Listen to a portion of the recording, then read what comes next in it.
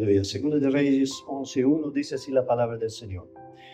Cuando Atalía, madre de Ocosías, vio que su hijo había muerto, tomó medidas para eliminar a toda la familia real. Pero Josaba, que era hija del rey Jorán y hermana de Ocosías, raptó a Joás, hijo de Ocosías. Cuando los príncipes estaban a punto de ser asesinados, metiéndolo en un dormitorio con su nodriza, logró esconderlo de Atalía de modo que no lo mataron. 6 años estuvo Joás escondido con su nodriza en el templo del Señor, mientras Atalía reinaba en el país. Versículo 12. Entonces Joiada sacó el hijo del rey, le puso la corona y le entregó una copia del pacto. Luego lo ungieron y todos aplaudieron gritando, ¡vive el rey! Versículo 21. Joás tenía 7 años cuando comenzó a reinar. Muy bien. Ese es un texto de la palabra del Señor de Segunda de Reyes. Es un texto, de cierta manera, de una situación triste por la muerte de solamente unos niños y también triste por la maldad que hay en el corazón del ser humano. Pero a la vez vemos que aún en medio de las situaciones tristes de la vida del ser humano, Dios obra para bien. El ser humano, en su orgullo, en su carnalidad, en su resistencia, en su rebeldía, ¿no?, se levanta en contra de lo que Dios tiene preparado para él. Pero aún así Dios, en su gran misericordia, obra para bien en la vida de las personas. Voy a contextualizar más o menos qué es lo que está ocurriendo aquí en estos versículos que yo he leído para que entremos de lleno en la palabra del Señor. Entonces, Ocosías era el rey de Judá y muere. Y entonces, cuando muere Ocosías, él tiene hijos pequeños, y entonces ellos estaban para asumir el trono. Resulta que su madre, Atalía, en vez de proteger a sus nietos para que ellos llegaran al trono, la decisión que ella toma es de matar a los nietos, porque una vez que los nietos desaparecieran, se quedaría ella sola como para asumir y usurpar al trono. Si nosotros lo miramos desde el punto de vista meramente humano en esta situación, podríamos decir, incluso en nuestros días, que una abuela mate a todos sus nietos por poder, sería una cosa horrenda, ¿verdad? Horrible en nuestros días. Bueno, pero hay una cierta explicación para toda esa situación que nosotros deberíamos de tener. Aquí vemos y tenemos que entender de dónde viene Atalía. Y por ahí voy a empezar y voy a introducir la palabra para esta tarde. Atalía era hija de Acab y Jezabel. Quien conoce bien la palabra del Señor sabe que Acab y Jezabel fueron una pareja, fueron reyes en el reino del norte, y entonces fueron de los peores, maltratadores, idólatras. Jezabel tenía a Acab completamente dominado, ¿no?, sometido, pero resulta que Atalía no estaba usurpando el reino del norte, y ahí tenemos que entenderlo bien para entender la palabra.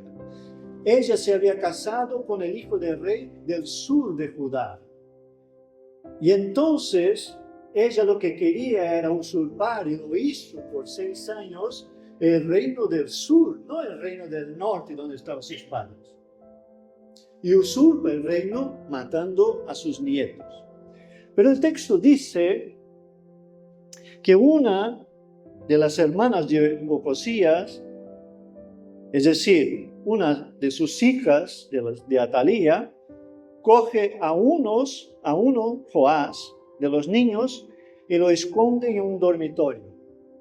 Después, dice la palabra del Señor, que este mismo niño, junto con su nodriza, se quedan escondidos en el templo del Señor durante 6 años. Y aquí digo escondidos porque en aquel tiempo quien estaba en el poder, si sabía que vivía alguien de la otra familia real, de la anterior, mandaba matar a todos los familiares. El único que no hizo eso en los reinos fue David, que hizo todo lo contrario, mandó buscar en todo el reino a ver si había alguien de la familia de Saúl y descubrieron a Mefiboset y entonces lo trajo al palacio y Mefiboset comió con él en el palacio. Fue el único rey. Todos los demás hicieron lo mismo que Atalía. Y entonces por eso digo que ese niño que tenía solamente 1 año de edad, no sabía nada de nada, su nodriza era quien lo cuidaba, estuvo escondido 7 años en el templo del Señor. Imagínate tener a un niño escondido en un ambiente cerrado durante 6 años, sin saber el porqué y a lo mejor ni poder explicarle el porqué.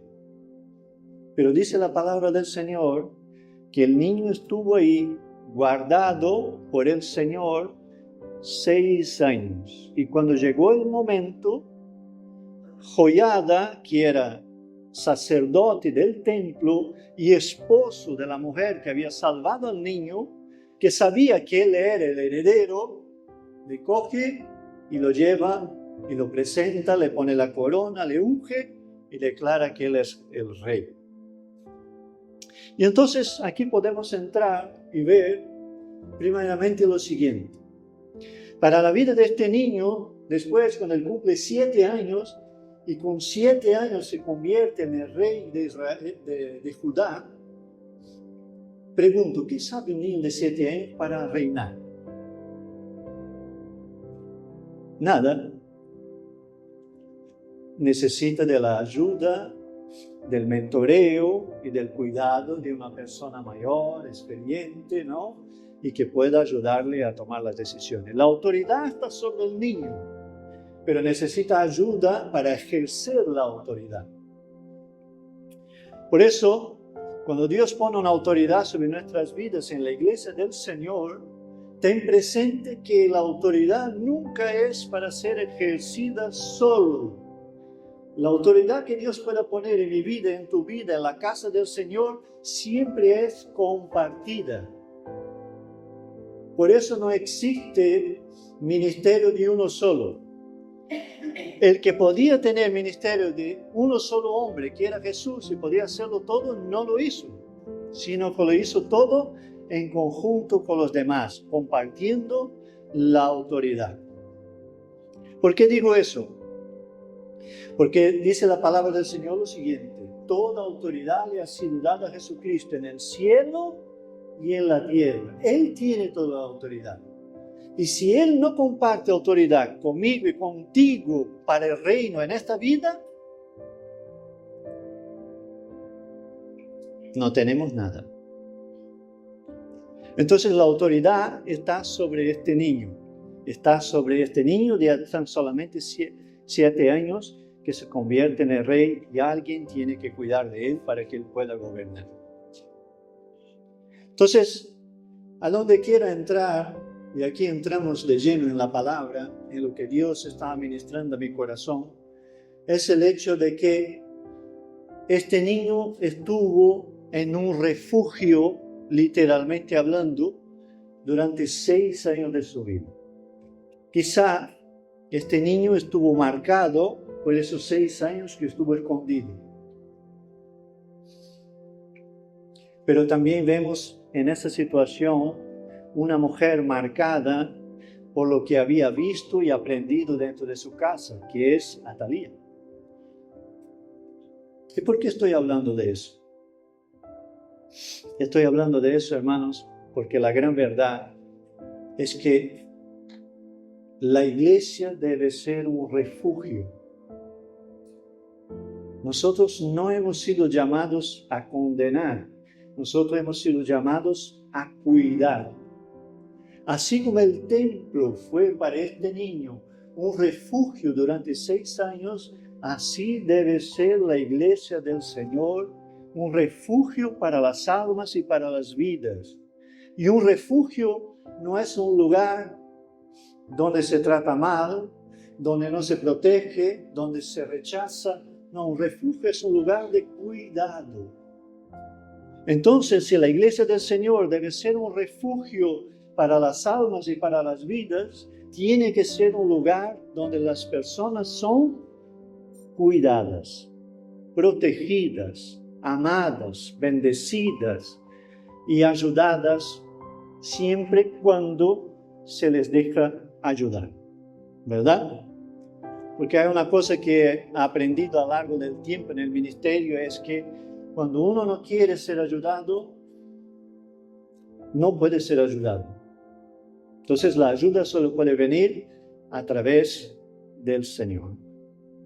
Segundo punto, también importante, es que la familia, nuestra familia, el matrimonio y el hogar cristiano debe de ser un refugio.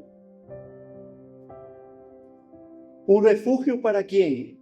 Un refugio para la esposa, un refugio para el esposo, un refugio para los niños.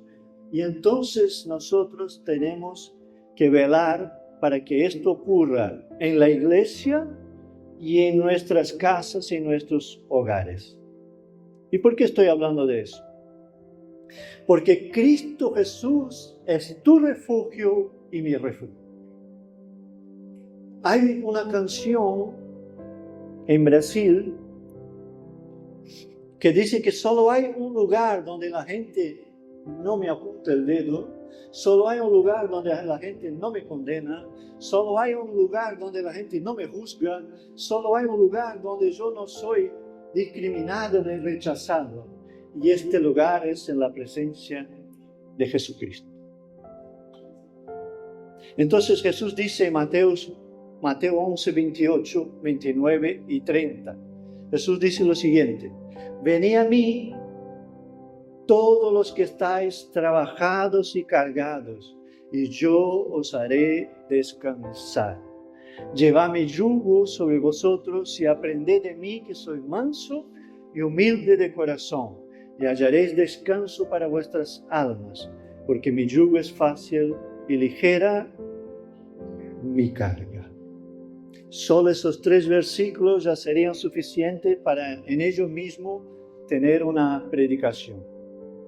Pero lo que quiero decir es que tu refugio y mi refugio es Cristo. Es el lugar donde yo debo de refugiarme. No sé vosotros, pero voy a contar algo de mi infancia. Seguramente algunos se van a identificar con lo que voy a decir.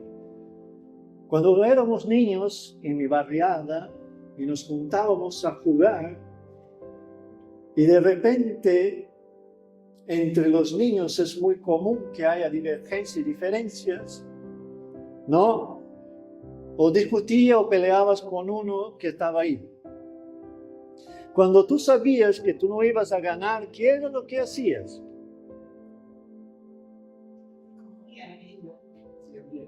Yo corría para mi casa.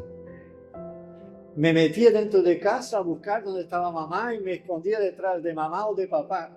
¿Por qué? Porque sabía que mi casa y mi familia son mi refugio. Porque el refugio es un lugar de protección. Es un lugar donde tú y yo somos protegidos. Entonces, si tú y yo somos protegidos en la presencia de Cristo, también debemos y estamos llamados a proteger. Y aquí entro en algo muy importante en la cuestión del hogar, del convivio de la familia, del padre, de la madre y de los hijos. Y la iglesia, la palabra del Señor nos llama a eso. Dice el Salmo 9:9 lo siguiente: El Señor es un refugio para los oprimidos, para los perseguidos, para los discriminados, ¿no? Un lugar seguro en tiempos difíciles. No dice en tiempos fáciles, no dice cuando la cosa va bien, no dice cuando todo está funcionando maravillosamente bien. No, dice en tiempos difíciles. Entonces, en el trato del hogar, de la casa, y ahora hablo con los padres, pero sirve para los esposos, sirve para los hijos con sus propios padres, sirve para todas las relaciones personales. A los de dentro de casa se les protege. Y aquí no estoy hablando de proteger del niño que está afuera y quiere pegarme, como el ejemplo que di antes, sino proteger a los nuestros de situaciones difíciles. El otro día estaba yo en el supermercado y escuchaba a una madre hablando con su hijo. Y la palabra literal para lo que yo estaba escuchando, perdóname, se la voy a decir, quizá no sea la más adecuada, pero es la palabra que se debería usar, que estaba ahí despotricando, es decir, todo lo que ella tenía dentro estaba vomitando, sería la palabra más correcta, sobre su hijo. Yo miraba, oraba al Señor, me entristecía en cierto sentido y decía, tú no estás aquí para hacer eso con el niño, tú estás para protegerle, resguardarle. Por eso digo algo a los padres, cuando hay una diferencia entre el padre y la madre, cuando hay una situación difícil en el trabajo, en la economía, en la salud, a los niños, a los hijos se les guarda, se les protege. No se les echa toda la carga encima porque son niños, a lo mejor son adolescentes o son jóvenes, no están preparados. No significa, hermanos, de ninguna manera que los niños o los jóvenes o los adolescentes en casa, cuando algo va mal, no se dan cuenta. Porque en mi casa, cuando yo era niño, adolescente, joven, había muchos problemas. A mí, personalmente, tengo que decir, y a mi hermano, no nos han protegido, todo lo contrario, muchas veces por ignorancia. Si fuera hoy, a lo mejor sería de una manera distinta. Pero uno sabía cuando las cosas no iban bien. Eso no significa que yo tengo que coger todo lo que hay dentro de mí por esa situación y desechar todo sobre mis hijos. O tengo yo un problema en el trabajo, la persona que más quiero es mi esposa o mi esposo, y entonces yo tengo un problema en el trabajo y tenemos la común actitud de no poder desechar lo que tenemos dentro sobre nadie. Llegamos a casa y desechamos sobre nuestra esposa. Eso no es lo correcto. Hay que desechar lo que tenemos nosotros dentro de nuestros propios problemas en la presencia de Cristo.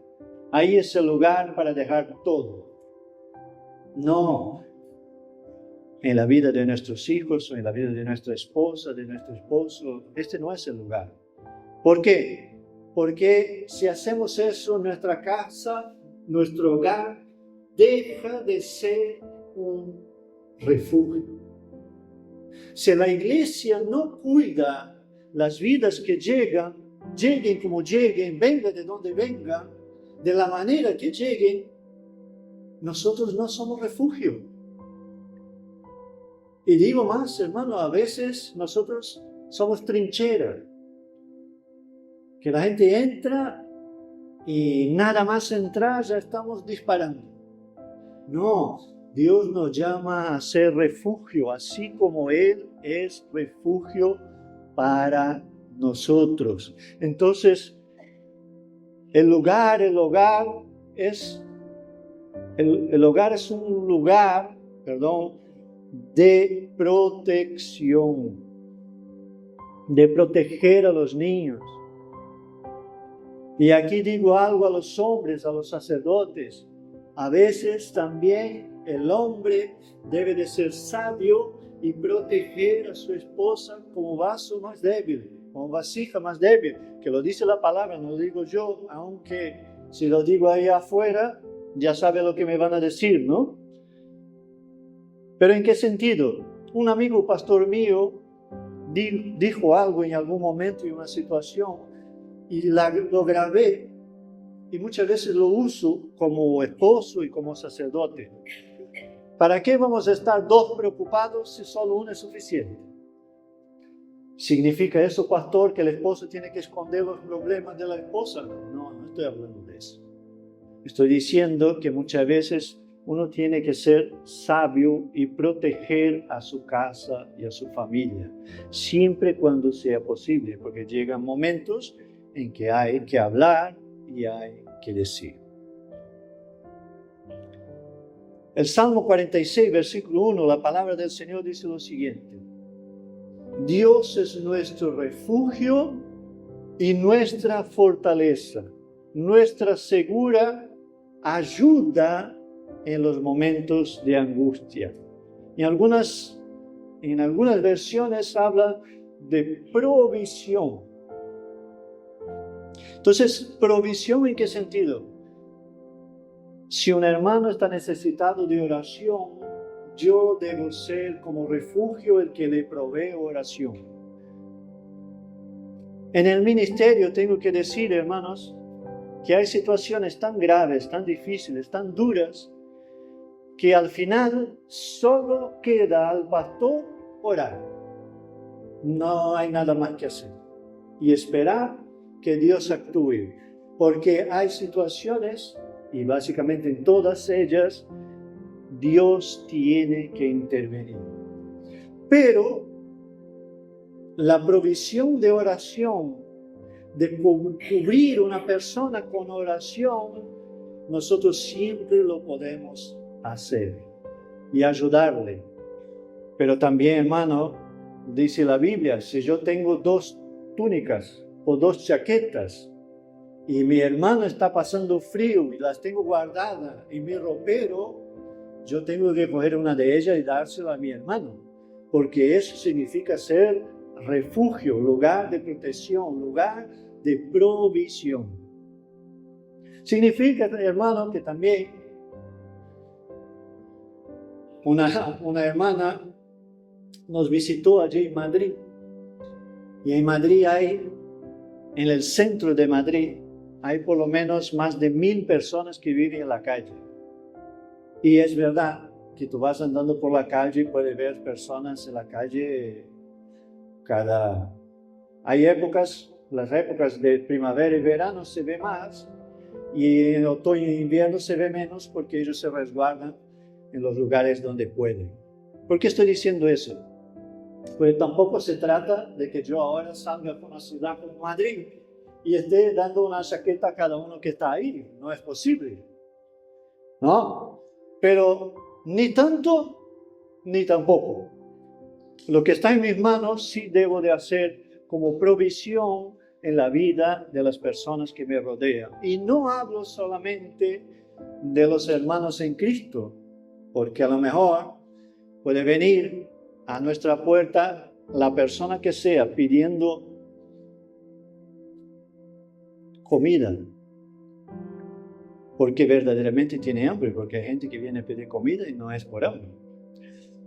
Entonces, que Dios nos dé sabiduría para como refugio ser protección en la vida de esas personas.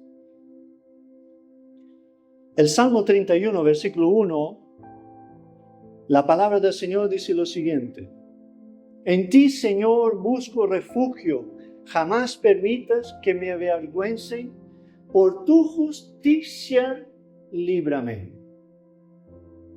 Y dice Isaías 64:6 lo siguiente: Bien, todos nosotros somos como suciedad, y todas nuestras justicias como trapo de inmundicia. Es decir, La justicia de los hombres, trapo de inmundicia es. Y aquí explico, por si alguien no sabe qué es el trapo de inmundicia. El trapo de inmundicia de Isaías 64:6 es este trozo de tela que se usaba para vendar una herida, y después cuando tú lo sacabas, lo que tienes que hacer con él es tirarlo, porque está asqueroso. A eso compara Dios la justicia de los hombres.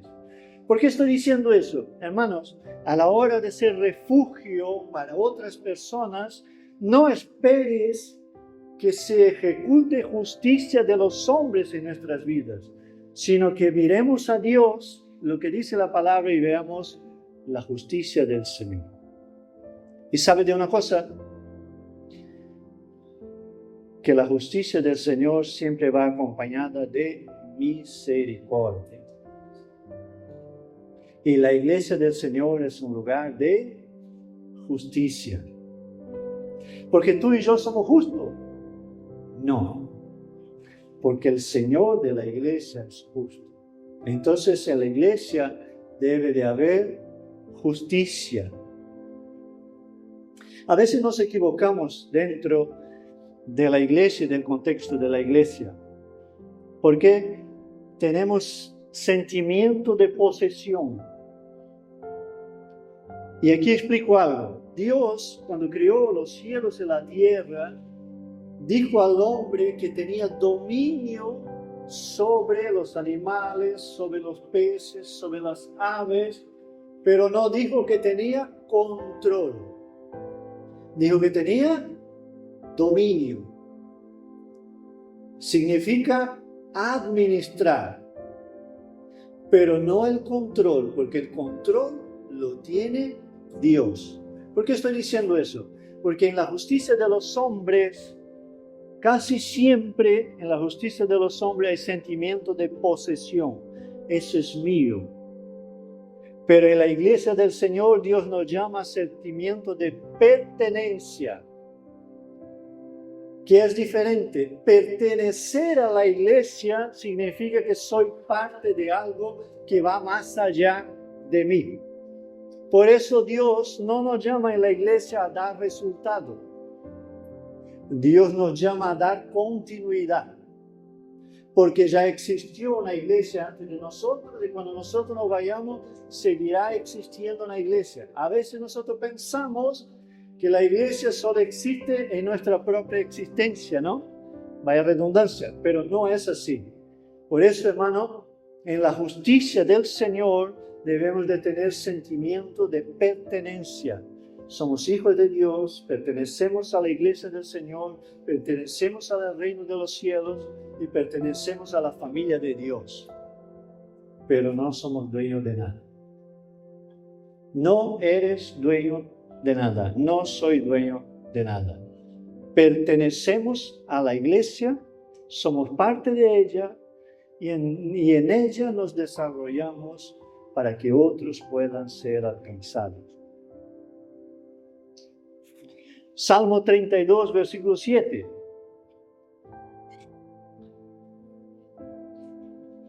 Dice la palabra del Señor lo siguiente: tú eres mi refugio, tú me protegerás del peligro, me rodearás con cánticos de liberación. Significa decir lo siguiente, que Dios para nosotros es un Dios que nos hace libres, nos protege y nos hace libres. Tú eres libre, yo soy libre en Cristo Jesús, Señor nuestro. Entonces, si nosotros somos libres en Cristo, también debe haber libertad dentro del hogar, dentro de la iglesia, dentro de nuestra vida diaria. Debe haber libertad, que es lo contrario a la posesión. Y me explico. A nosotros se nos da muy bien como seres humanos decir, eso es mío, ¿no? Si tú tienes un coche, dirás, ese es mi coche. No dirás, es el coche de fulano. Si tú tienes una casa, dirás, esa es mi casa. Que tampoco está mal, si es tuyo, lo has comprado, lo has pagado. Pero eso en el ambiente espiritual no es bueno, porque Cristo nos llamó a la libertad. Y mira que el dueño de todas las cosas del cielo y de la tierra y de toda la autoridad, y esta misma autoridad que nos hizo libres, la comparte contigo y conmigo. Por eso tú puedes decir en tu vida, en el nombre de Jesús yo reprendo esta enfermedad, en el nombre de Jesús yo reprendo esa situación, en el nombre de Jesús echo fuera lo que está ocurriendo en mi vida ahora mismo, porque Jesucristo compartió su autoridad conmigo y contigo. Salmo 90, 1 y 2, que no podía faltar esos dos versículos. Señor, tú nos has sido refugio de generación en generación. Antes que naciesen los montes y formase la tierra y el mundo, desde el siglo y hasta el siglo, tú eres Dios. Pregunto, ¿hay algo imposible para Dios? ¿Sí o no? No lo hay. Porque para Dios todo es posible. Y yo solo puedo tener descanso si descanso en el Señor. Vuelvo a recordar, Dios no nos dio control, nos dio dominio, porque el control lo tiene Él. Él sigue controlando los cielos, la tierra y todo el universo. Él sigue controlando tu vida y mi vida. Él tiene el control, aunque estemos viviendo situaciones difíciles. Y hay más, dice, de generación en generación, tú has sido mi refugio. En los tiempos del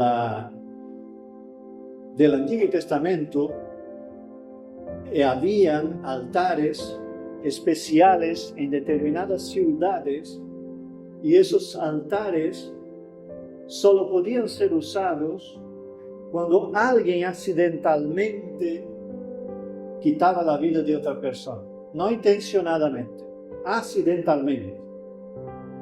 En aquel momento decía ojo por ojo, diente por diente, decía, has matado a él, tienes que morir.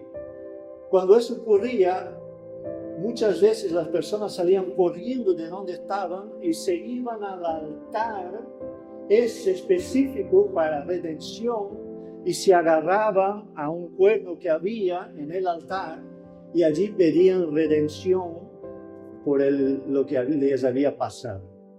Este altar era para ellos un lugar de refugio. Mi vida está en peligro, pero aquí estoy refugiado y me refugio en la palabra del Señor, en la promesa. Y si la persona alcanzaba el altar, no podían quitarle la vida. Debería de ser perdonada, lo que decía la palabra. Entonces, si el Señor es nuestro refugio, nosotros debemos descansar en Él. Y termino con Juan 16:33, que dice lo siguiente: yo le he dicho estas cosas para que en mí hallen paz. En este mundo afrontarán aflicciones, pero anímense, yo he vencido al mundo. Ahora mismo estamos viviendo dos guerras en dos lugares distintos que se habla, y se habla mucho de paz. Y el mundo dice que la paz es la ausencia de conflicto, pero la paz de Dios no es ausencia de conflicto. La paz de Dios es la provisión de Dios sobre tu vida, sobre mi vida, para resistir en medio de la aflicción y del conflicto. Dice, Jesús está diciendo que siempre van a haber aflicciones, siempre van a existir. Ahora una cosa, después otra, hay aflicciones, Jesús ya lo dijo, pero dijo lo siguiente: yo digo estas cosas para que en mí tengáis paz. Vosotros vais a tener aflicciones, pero ánimo, yo ya he vencido el mundo. Y aquí termino diciendo lo siguiente. La iglesia debe ser un lugar de paz. Mi vida y tu vida deben ser un lugar de paz. Nuestro hogar debe ser un lugar de paz. Pero para eso, mira lo contradictorio que puede ser. Pero para eso somos llamados a pelear la buena batalla de la fe. Para alcanzar la paz verdadera en Cristo y que nuestro hogar, que la iglesia, que nuestra vida sea un refugio para nosotros mismos y para los que nos rodean, tenemos que pelear la buena batalla de la fe. Solamente así, tú y yo vamos a poder vivir en el refugio del Altísimo. Vuelvo a repetir, Cristo es nuestro refugio, el lugar donde podemos ir en cualquier momento, en cualquier tiempo, en cualquier circunstancia, arrodillarnos en su presencia y allí entregarlo todo. Pero también es verdad que mi casa debe ser un refugio. Cuento eso, hermanos, porque hace muchos años, Olga y yo estamos viviendo una situación muy difícil en la familia. Y un pastor vino a nuestra casa. Y de las muchas cosas que dijo, unas que las guardo ya hace muchos años, muchísimos, fue el que él dijo que nuestra casa debe ser un refugio, un lugar donde yo me alegro de ir. Pero para eso tengo que pelear contra uno mismo y a veces contra las situaciones, pero no contra las personas. Porque a veces nosotros queremos alcanzar el propósito de Dios, luchando no contra las circunstancias o el mundo espiritual, sino luchando en contra de las personas. Y Jesús nos enseñó a amar a las personas como son. O Él dijo, cuando fulanito sea mejor, ámale. ¿Fue eso lo que dijo el Señor? Si lo encuentras, después me lo dices, pero no. ¿Por qué estoy diciendo eso, hermano? Porque vivimos un tiempo de muy poco amor, de muy poco cuidado, de muy poco refrigerio y refugio. Todo lo contrario. Pero la palabra del Señor nos anima en esta tarde, en el nombre de Jesucristo, a que tú y yo seamos un refugio y vivamos en un refugio.